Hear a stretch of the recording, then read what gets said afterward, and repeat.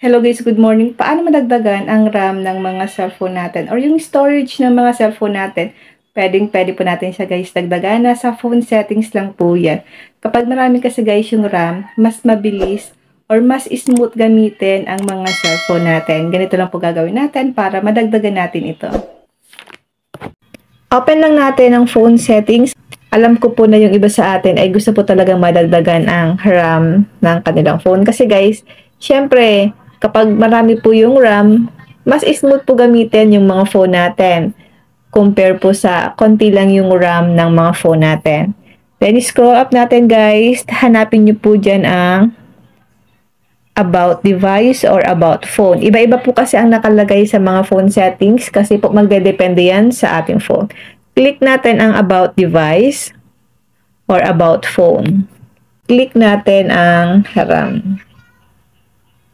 Sa akin po, meron siyang 6 gig. Ngayon, RAM expansion, when enough storage space is available, you can use part of it to expand your RAM. Ang ibig sabihin po, kung maliit na lang po yung storage ng mga phone natin, pwede po natin gamitin itong RAM expansion. So, ang gagawin lang natin dito is i-turn on lang po natin ang RAM expansion. Turn on mo lang yan guys. Then, pwede po kayo mamili ng expand by 2 gig, 4 gig, 6 gig. Depende yan guys sa mga phone natin na.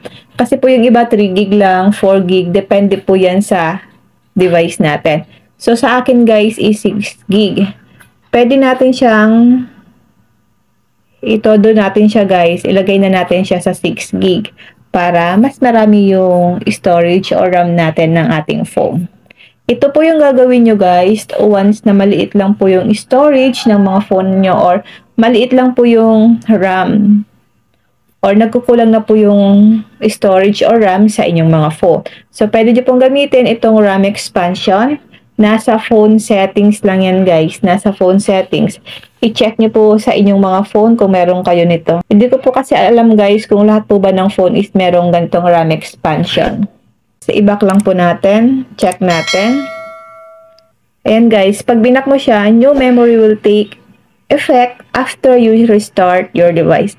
So, madadagdagan lang po yung RAM natin kapag ni-restart po natin ang phone natin. Click natin guys ang restart now. Kapag nag-restart tayo guys, umaabot po yan ng 5 to 10 minutes. Medyo matagal pero hintayin nyo lang po na mag-open ng inyong mga phone. Okay? Kapag nag-restart tayo. Then click natin ang phone settings. I-check natin guys kung nadagdagan po ba yung RAM ng aking phone. Scroll up natin, click about device or about phone. Depende po sa inyo kung ano po ang nakalagay sa mga device natin. May nakalagay na po siya na 6 gig plus 6 gig. Ganito po ang makikita nyo once na nadagdagan po yung RAM ng mga phone natin.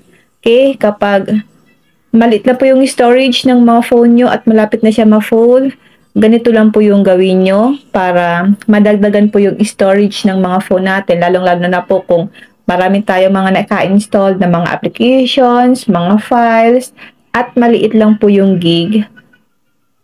So, hindi po siya magiging smooth. Tapos, marami kayong mga applications, mga files.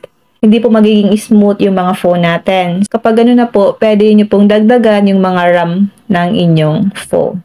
Ganun lang po ang gagawin natin guys. Once na gusto nyo pong madagdagan yung RAM ng mga phone natin. Yun lang guys. Sana po may natutunan kayo sa aking video. Huwag nyo pong kalimutan na i-share po ang ating video para matulungan din po natin yung may mga phone na maliit lang po yung RAM at gusto po nilang madagdagan ang kanilang mga RAM or storage ng kanilang phone. Yun lang guys, sana po may natutunan kayo sa aking video. Thank you for watching.